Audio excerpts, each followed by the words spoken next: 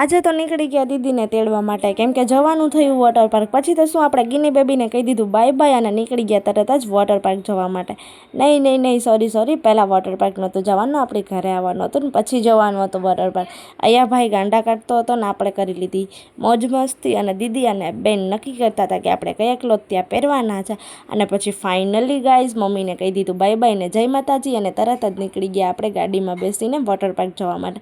અને ફાઇનલી મિત્રો આપણે હજી તો વોટર પાર્ક નહોતા પહોંચ્યા ત્યાં પહેલાં તો ડ્રોપ લઈ લીધો, ને આપણી તો મસ્તી મજાક પૂરી જ ન થાય. પછી તો શું મિત્રો, આપણે તો હસવામાં ને હસાવવામાં પહેલો નંબર છીએ. પછી તો એટલું હસવું આવતું હતું કે વાત જ ન પૂછો, અને મારી કોમેડી તો પૂરી જ નહોતી થતી. પછી ફાઇનલી મિત્રો આપણે આપણી કોમેડી પૂરી કરી લીધી, પૂર્ણ વિરામ આપી દીધું અને પહોંચી ગયા તરત જ વોટર પાર્ક. અને વોટર પાર્કની બાકાજીકી જોવા માટે અત્યારે જ ફોલો કરી લ્યો, સબસ્ક્રાઈબ કરી લ્યો. અને આપણે નીકળી ગયા તરત જ આપણે નાહવાની તૈયારી કરવા માટે, કેમ કે આવ્યા હોય નહીં રહા નહીં જતા. પછી તો શું મિત્રો, હું દીદીને ભઈલું તરત જ એક જ સાથે ને એક જ ટીમમાં ગ્રુપ બનાવીને તરત જ નીકળી ગયા રાઈડમાં જવા માટે, કેમ કે આપણું ફેવરેટ છે યાર રાઈડ. પછી મિત્રો આપણે ફટાફટ બાકાજીકી બોલાવી લીધી હતી, કેમ કે આપણાથી પછી રહેવાય નહીં. અને ફાઇનલી ગાઈઝ આપણે રેડી થઈ ગયા છીએ. ત્યાં તો આપણા દીદી આવી ગયા કે તું મારો વિડીયો ઉતારી દેજે, ફોટો પાડી દેજે. અને ફાઇનલી ગાઈઝ હું ને મારી હીરાદીપ પહોંચી ગયા તરત જ રાઈડમાં બેસવા માટે. અને આ રાઈડ એવી મસ્ત હતી કે વાત જ ન પૂછું. પછી આપણે પહોંચી ગયા તરત જ નાહવા માટે.